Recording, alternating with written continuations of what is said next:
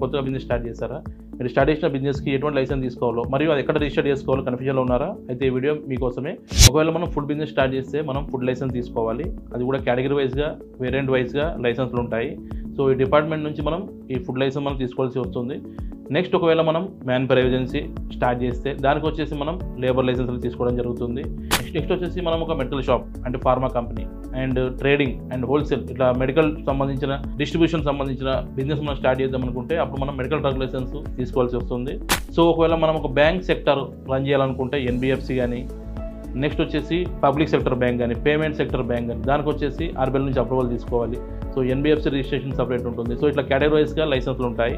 దీంతో పాటు మనం ఇంకా చెప్పుకుంటూ పోతుంటే జ్యువెలరీ షాప్ పెట్టుకోవాలనుకుంటే బిఎస్ హాల్మార్కు, ఇలా చెప్పుకుంటూ పోతుంటే వందల రకాలు, వేల రకాల లైసెన్స్లు ఉండడం జరుగుతుందండి. ఏ ప్రోడక్ట్కి ఏ లైసెన్స్ తీసుకోవాలనేది ఎక్కడ చెప్పరు, చెప్పినా కానీ సగం చెప్తారు. కంప్లీట్ నాలెడ్జ్ అనేది ఎవరికి ఉండదు. మన బిజినెస్ వచ్చే 10 years నుంచి ఉంది.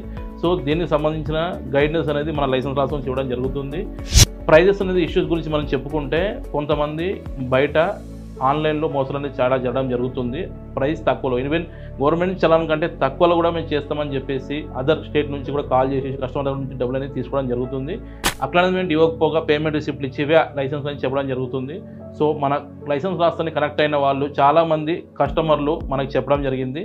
సో వాళ్ళ టార్గెట్ వచ్చేసి ఎవరికైతే అవేర్నెస్ లేదో వాళ్ళని మాత్రం వాళ్ళు టార్గెట్ చేయడం జరుగుతుంది. బేసిక్ లైసెన్స్ ఇవ్వాల్సిన వాళ్ళకి బేసిక్ లైసెన్స్ ఇవ్వాలి, స్టేట్ లైసెన్స్ ఇవ్వాల్సిన వాళ్ళకి స్టేట్ లైసెన్స్ ఇవ్వాలి.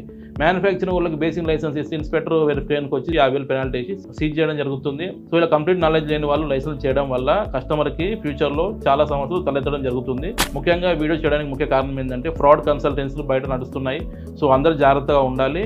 ఎవరో ప్రైస్ తక్కువ చేస్తారని చెప్పేసి, ఏదో తక్కువలో మనకి ఇచ్చేస్తారని చెప్పేసి, టైం చెప్పారని చెప్పేసి అలా నమ్మి మీరు మోసపోకండి. సో కంప్లీట్ గైడెన్స్ తీసుకుంటేనే మీకు పర్ఫెక్ట్ లైసెన్స్ అనేది తెలుస్తుంది. మన లైసెన్స్ లాస్ వచ్చేసి all over India business registration చేయడం జరుగుతుంది.